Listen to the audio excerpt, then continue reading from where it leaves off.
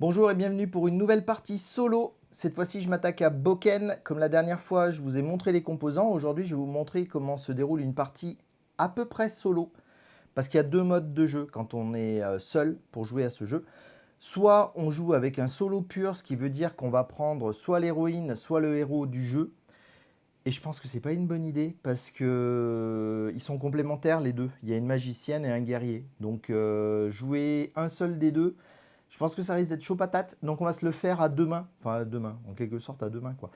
On va jouer tout seul à deux. Hein, voilà. Parce que ça se joue très bien tout seul à deux vu que c'est un coopératif. Donc on va se lancer dans cette aventure. Alors petit disclaimer, j'ai pas beaucoup d'entraînement dessus. Je me précipite pour faire cette vidéo pour vite le rendre aux amis qui me l'ont prêté. Pas parce qu'ils n'ont pas joué encore. Ils me l'ont filé vite pour que je vous fasse une jolie vidéo et eux, ils n'ont pas eu l'occasion de s'amuser avec. Donc je ne veux pas le garder trop longtemps. Donc ça vous donnera une idée de ce que donne le jeu. Je suis pas sûr de ne pas faire quelques erreurs. Ça fait rien, on est là pour s'amuser. Allez, à tout de suite, rendez-vous sur la table pour jouer à Boken. Vous regardez Alban Solo, une chaîne dédiée aux jeux de société, de préférence Eurogame et experts, mais pas uniquement. Je suis Alban et c'est parti. Voilà, j'ai commencé à mettre en place à peu près tout ce dont on va avoir besoin pour démarrer notre partie de Boken.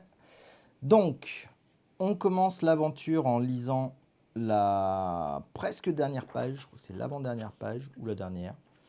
Eh ben, j'aurais dû l'ouvrir avant, hein, parce que j'arrive pas à y remettre le nez dessus. Elle veut pas tourner la page. Voilà. Donc, on va se lancer dans le scénario. Donc, la mise en place est faite. J'ai mis en place les héros et tout ça. Il y a 150 ans de cela, le roi Card triompha avec bravoure du mage noir Muo, rétablissant ainsi l'harmonie au sein des terres de Lanotte. Cependant, cette paix présentée pendant plus d'un siècle semble aujourd'hui presque préservée. Les monstres errants se rapprochent dangereusement des villages, semant la terreur parmi les habitants. Des maladies mystérieuses se répandent tandis que des voix de maintes prophètes entonnent l'écho funèbre de l'apocalypse imminente. En tant que villageois d'un pays voisin et assoiffé de vérité, vous sentez un appel irrésistible à votre aventure dans le royaume de Lanotte. Arrivé dans ces terres inconnues, un récit jadis entendu au coin du feu vous revient en mémoire. La célèbre tour de Babelico n'est désormais qu'à quelques pas de vous. Donc, on commence l'aventure, les héros ils gagnent déjà 3 XP. Donc ça c'est pas mal. Donc on fait bouger notre petit jeton jusque sur le 3 et jusque sur le 3. Impeccable. Ensuite, tous les héros ils vont gagner une potion, une autre potion, un champignon, un truc que j'ai pas compris ce que c'était et un bout de viande. Donc ça, ça et pareil de l'autre côté. Tchoup, tchoup. Tout sauf une pierre précieuse. Donc si on décide de jouer en mode facile, on va gagner 10 ors en plus, et puis tout un tas de bazar. J'ai sauté le passage le plus intéressant qui nous dit où les héros commencent. Donc pour symboliser notre groupe de héros, j'ai pris un des deux bonhommes au hasard, hein, donc ça sera le garçon. Et du coup, il commence ici. Et voilà, la mise en place est terminée, on est déjà prêt à démarrer la partie. Alors bien entendu, quand vous reprenez la suite de votre scénario, vous n'allez pas refaire ça. Vous allez reprendre vos personnages là où ils en étaient et puis placer ce qu'il y a à placer sur le plateau. Notamment les petits pins que vous auriez pu mettre par exemple dans les différents endroits. Donc maintenant, tout ce qu'il nous reste à faire, c'est nous déplacer, explorer, rencontrer des gens et puis obtenir des quêtes, les résoudre, prendre des niveaux, exactement comme dans un vieux RPG à l'ancienne sur console. Et donc pour ce faire, ce qu'on va faire, c'est qu'on va retourner des cartes exploration. Donc cette première carte exploration va m'indiquer le nombre de déplacements que je vais pouvoir faire. Donc je suis sur la carte principale, je fais 4 pas, le chiffre rouge. Si on avait été dans un village, ça en aurait fait 7. On peut également se déplacer à dos de quelque chose, je ne sais pas quoi, j'ai pas de monture pour l'instant, mais à ce moment-là, on serait déplacé de 6. Tout le reste qui est indiqué ici, pour l'instant, on s'en moque. Ça n'a aucune importance. C'est pour les combats. On va utiliser les mêmes cartes. Donc, du coup, je peux me déplacer de 4. Donc, ce que je peux faire, c'est que je peux faire 1, 2, 3, 4 peut-être pour essayer de me rapprocher du village. Ou, si je suis curieux, je peux faire juste 1, 2 et venir voir cette tour. C'est ce qu'on va faire. Hein. On va faire 1, 2. Et à partir de là, si vous voulez être spoilé d'absolument rien, vous pouvez déjà couper la vidéo. Ce serait dommage quand même. Ça, c'est des trucs vraiment du tout début, hein. Allez, je vous montre comment on fait pour explorer cette tour. J'ai donc attrapé le paquet de mini-cartes. Et donc, on prend le symbole qui correspond au dessin qui est là-dessus. Ce qui nous apprend que c'est effectivement la tour Babelico. Donc les autres cartes, je les mets de côté. Et donc celle-ci, on va pouvoir la regarder ensemble. Donc tour de Babelico. Vous vous trouvez devant la vertigineuse tour de Babelico, temple des croyances ancestrales. La porte semble scellée par une force mystérieuse. Vous inspectez les alentours et trouvez une petite bourse par terre. Chaque héros reçoit 5 gold. Très bien. Donc on fait passer ça ici, ça ici. Entrez dans la tour. Si vous possédez l'item 73, vous pouvez révéler la carte sous-lieu Donjon de Babelico. Malheureusement, je ne l'ai pas, donc je ne vais pas pouvoir le faire. Mais cette carte-ci, je ne vais pas la remettre dans le paquet des autres cartes. Je vais la garder dans les parages. Il est expliqué dans la notice, je ne l'ai pas vu encore, qu'il serait possible de se téléporter à un moment dans la partie. Et ces téléportations, on pourra le faire aux endroits qu'on a déjà découverts, notamment la tour de Babelico. Donc je mettrai toutes les cartes où je découvre quelque chose, je les placerai ici. Ensuite, le tour est terminé. Il n'y a pas de rencontre ennemie puisque je suis rentré dans un lieu. Donc j'ai résolu le lieu et puis voilà. Du coup, je tourne une nouvelle carte comme celle-ci. Donc j'ai de nouveau un 4. Et vous voyez, il y a un bis qui est indiqué ici. Ça va être ma première rencontre dans la plaine. Donc ce bis-là n'est pas appliqué. Bon, ça, vous allez le voir très rapidement. Donc je peux me déplacer de 4. Alors il y a ce truc-là qui doit vous interpeller. Pour l'instant, ça ne sert à rien d'y aller. C'est des objectifs quand on a une quête qui nous dit d'aller au point A. Il faut il faut se rendre à ce point-là. Sinon, ça ne sert à rien de s'y rendre maintenant. Donc je vais tracer droit sur ce village. Donc j'ai 4 pas. Je vais faire 1, 2, 3, 4. Cette fois-ci, mon déplacement se termine dans une zone de paysage, donc une zone de plaine. Comme je viens de vous dire, normalement, comme il y a un bis d'indiqué, j'aurais dû prendre la plaine bis, mais il est indiqué dans la notice que quand on a une zone pleine, pour la première fois, on prend la plaine pleine. Du coup, j'ai une rencontre avec des monstres, mais on ne sait pas encore lesquels. Alors, je vais le mettre sur le plateau ici. Je ne sais pas si vous les verrez encore bien, les monstres. Mais au pire, je vous les montrerai au fur et à mesure qu'on avancera dans le combat. Et maintenant, il va falloir repiocher encore une carte comme celle-ci pour découvrir des...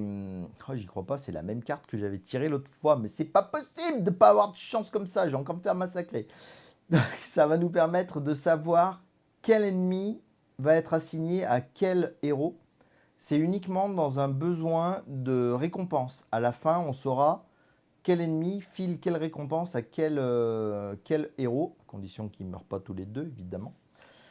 Bon, bref. Donc, vous voyez, là, il y a un 3. Je vais ramener ça par ici. Hop là. Donc, le 3, le D3, il correspond au croclin, je sais pas quoi. Donc, on prend le jeton du héros A, qui est le premier, le bleu. Et je vais aller voir, donc lui, il a 6 points de vie. Du coup, je me place sur le plateau, je mets le jeton A à 6 points de vie. Et le glu-glu, lui, qui est à 5, donc c'est pour la magicienne, et il a 7 points de vie. Et comme le glu-glu, c'est un super relou, je vais concentrer toutes mes attaques dessus. Et parlant d'attaque, j'ai tout bien mis en place, bien joli comme il faut tout autour, et puis j'ai pas sorti mon matériel, mes talents, etc., etc. Alors, on va refaire un petit peu, je vais déplacer ça un peu là-haut, on va mettre ça ici, ça là. Alors, il est très important de ne pas remélanger ce deck et de ne pas le renouveler non plus comme ça gratuitement. Il faut payer pour pouvoir le renouveler. Donc, je vais un peu espacer les héros. Donc, pour ma magicienne, elle va avoir pour l'instant 3 compétences disponibles. Si j'arrive à les attraper, ces fichues cartes.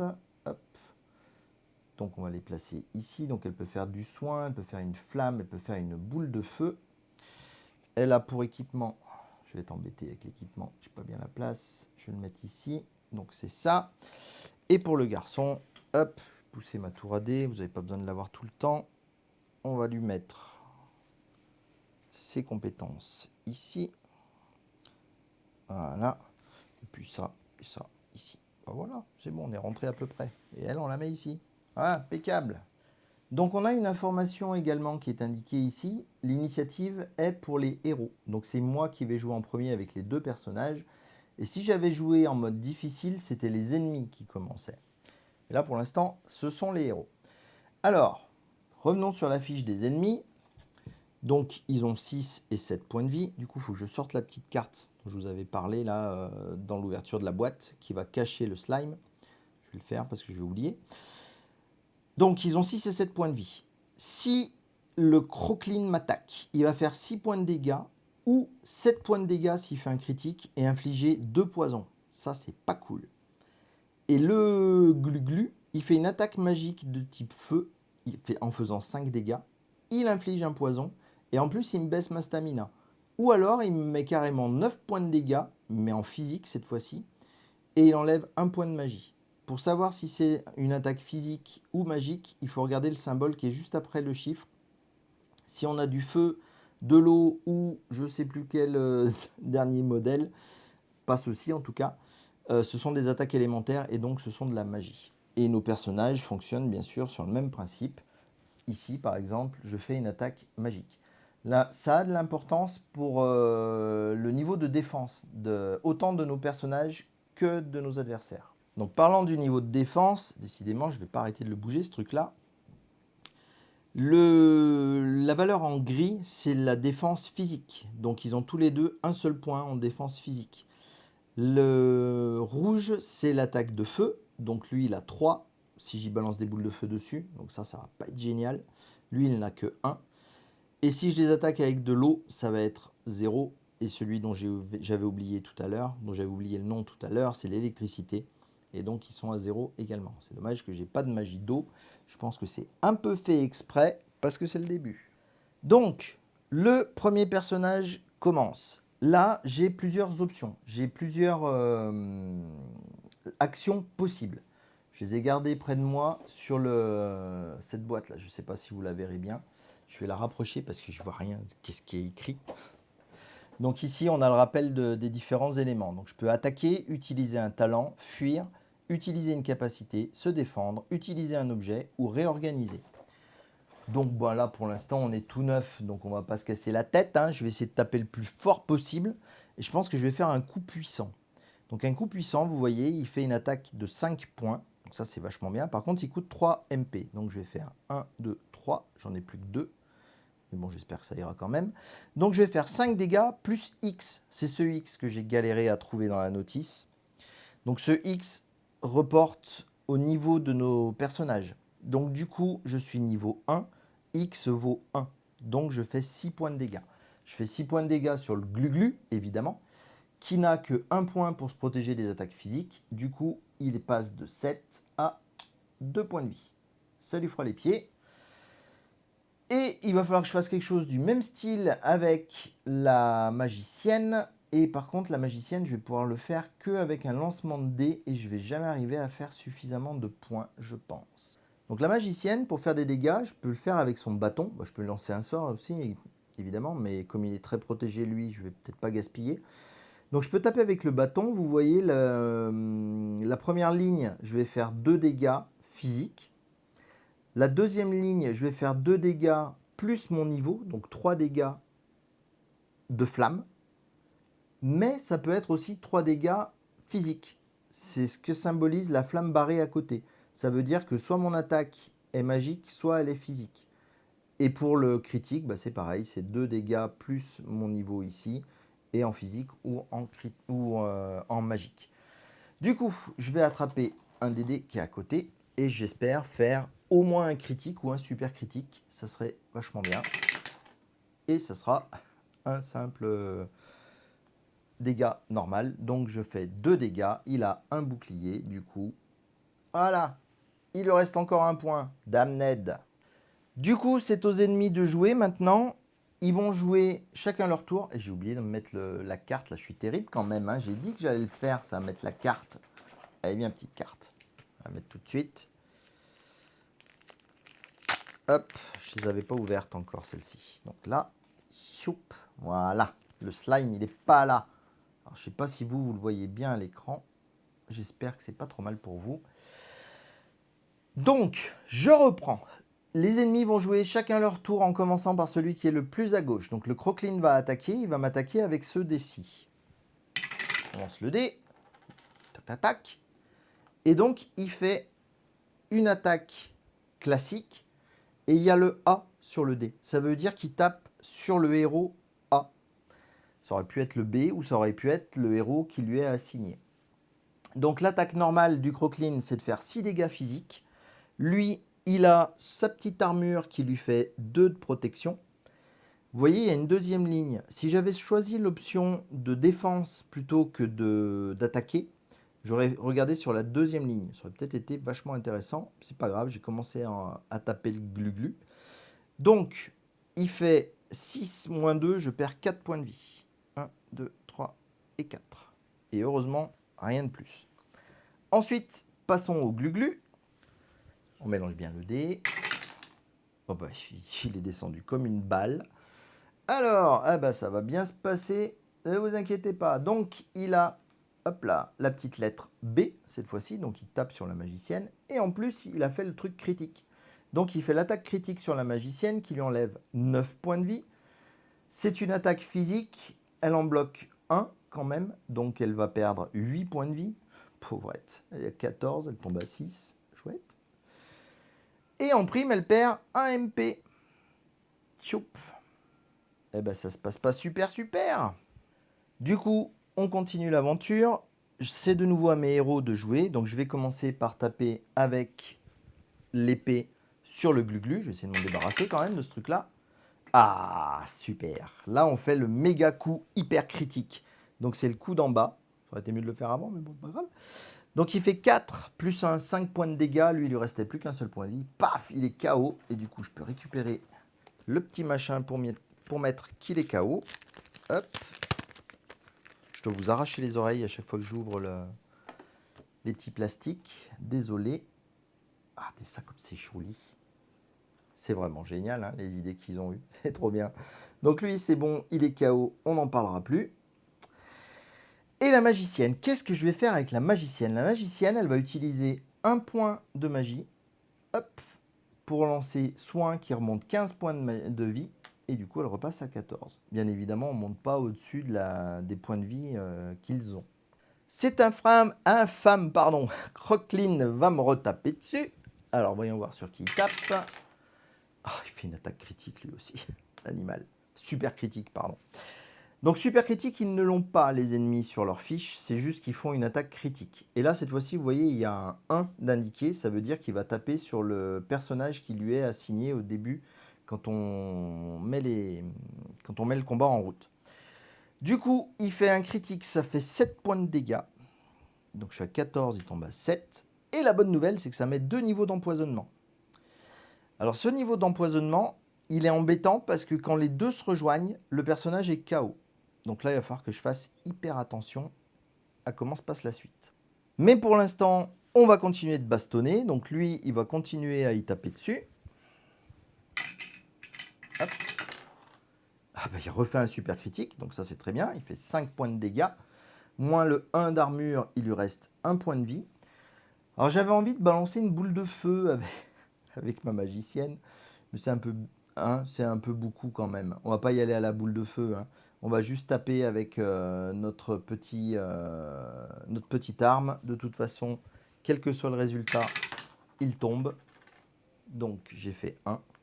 Salut termine son dernier point de vie. Les ennemis sont battus tous les deux. C'est une victoire. Et donc, comme dans tout bon RPG japonais, les ennemis vont nous lâcher des récompenses. Et les récompenses vont être assignées au personnage qui était assigné à l'ennemi. Donc, le Croclin était assigné au héros. Il va gagner 2 pièces d'or. Et il va gagner 3 points d'expérience moins son niveau actuel. Donc 2 points d'expérience, passe à 5. Et le Glu-Glu fait la même chose avec l'héroïne. Donc il lui donne 2 pièces d'or et 2 points d'expérience. Ensuite, il y a un jet de dés qui doit être fait. Si je fais 5 ou plus pour le héros, il va encore gagner une pièce d'or et une bouteille de soin. Donc, on va essayer de faire 5 ou plus. Hop là, je l'échappe.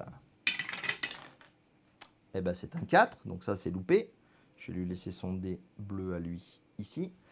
Et l'héroïne, c'est pareil, sauf que là, c'est un 6 plus qu'il lui faut. Et c'est un 3, et c'est loupé.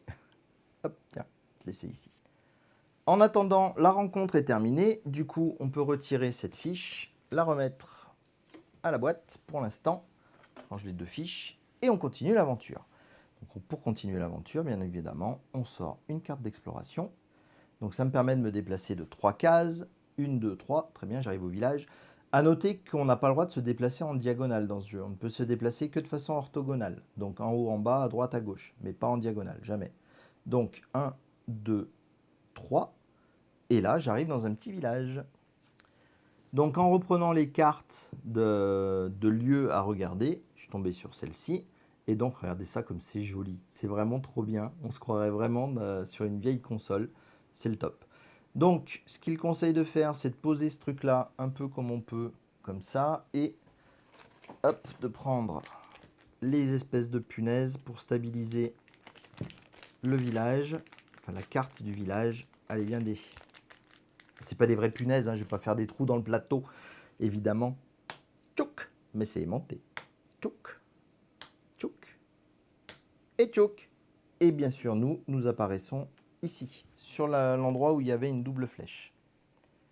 Donc maintenant que nous sommes dans le village, on voit qu'il y a plein de choses intéressantes qu'on va pouvoir faire. Donc on peut aller déjà à la taverne, comme d'habitude, pour se reposer, récupérer sa vie, sa magie, etc., sa stamina et tout ça, tout ça. On peut aller voir les personnages aussi. Vous voyez cette icône-là qu'ils ont à chaque fois. C'est pour nous indiquer qu'il y a une quête ici, disponible. Donc on peut aller leur parler pour récupérer la quête. Certains personnages ont besoin de plus de temps pour nous donner la quête. Vous voyez, celui-ci, il faudra être niveau 5 minimum pour pouvoir faire sa quête. Sinon, il ne veut pas nous parler. Et puis on a la boutique ici où on peut faire nos achats.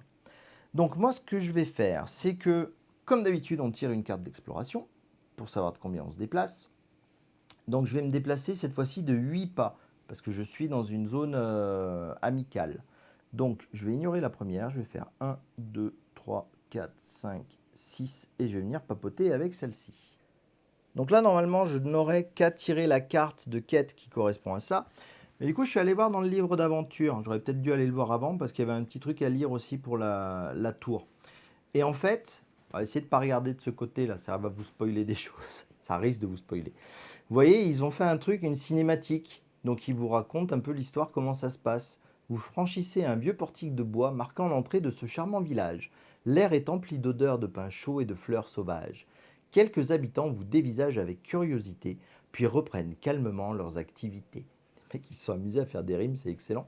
Et du coup, les personnages, ils se parlent. Donc du coup, on peut savoir qu'il y en a un qui s'appelle Bast et la fille s'appelle Edel.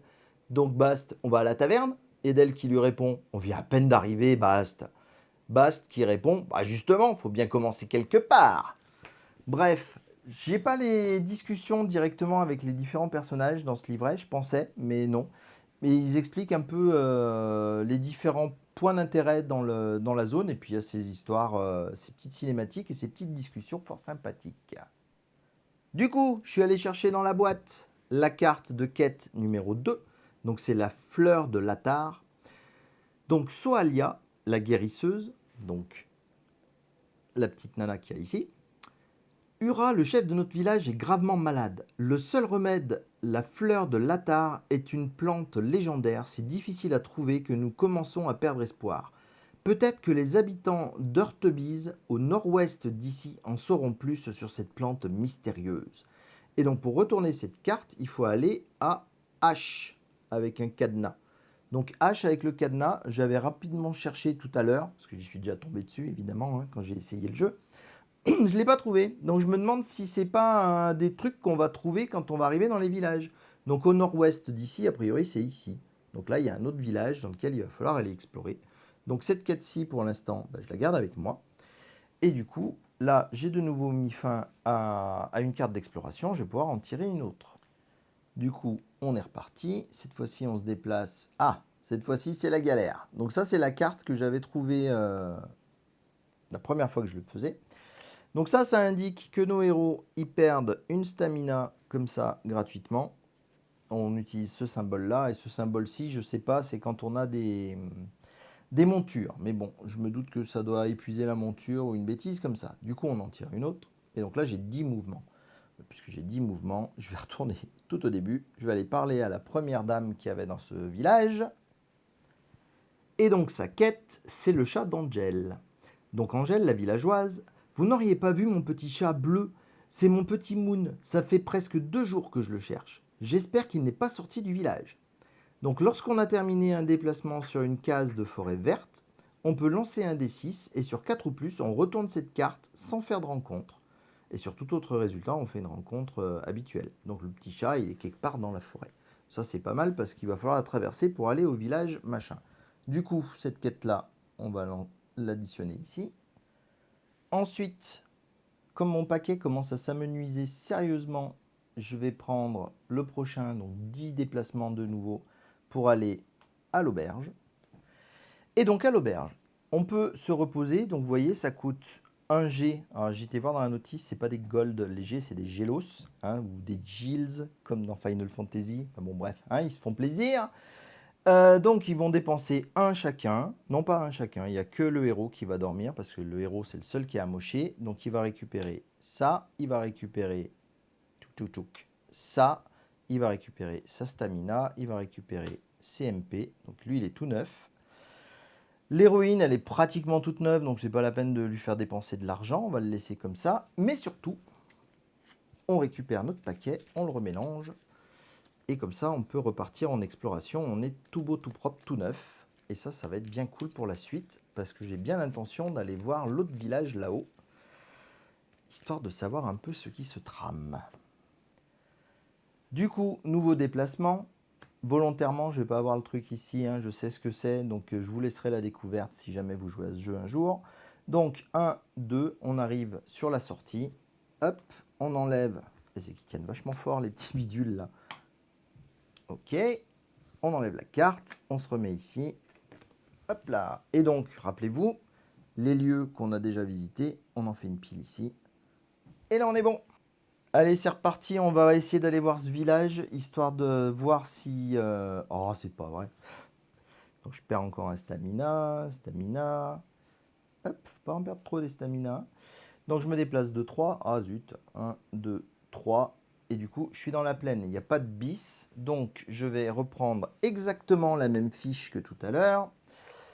Je pioche. Ah bah il n'y en a qu'un cette fois-ci. Il n'y en a qu'un, mais c'est le gros. Ça, c'est bien dommage. Du coup, on va cacher les deux autres compères. Hop. Je cachais ça comme un cochon. Là, voilà.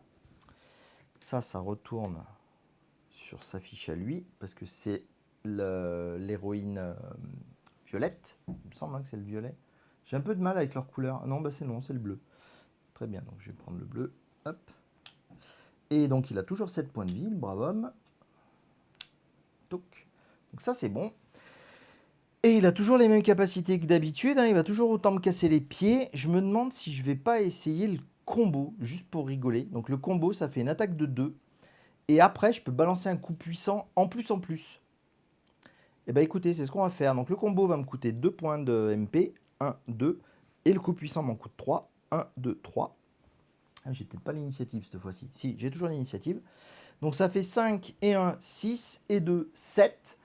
Il a 7 points de vie. Ah oui, mais il a un bouclier. Damned. Donc il lui reste plus qu'un seul point de vie. Mais notre chère magicienne peut taper avec son bâton comme un sourd. Allez, vas-y, tape fort. Boum. Elle fait le petit coup, mais c'est pas grave, ça fait 2, moins 1 d'armure. Pouf, il est à 0, c'est bon.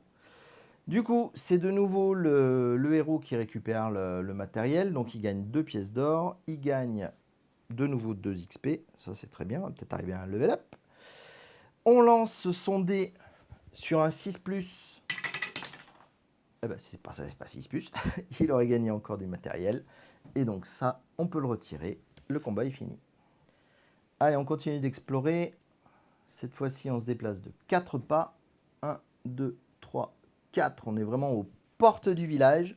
Rappelez-vous, pour la quête numéro 1, on va lancer un D6 et sur un 4 ou plus, je retourne la carte. J'aimerais bien faire un 4 ou plus. Ah ben voilà, 4, très bien. Donc voyons voir. Et on ne fait pas de rencontre du coup. Chat perdu. Vous trouvez un petit chat bleu correspondant à la description d'Angèle, coincé dans un arbre. Vous l'attrapez délicatement et le rendez à sa maîtresse, que vous apercevez non loin d'ici à la recherche de son animal.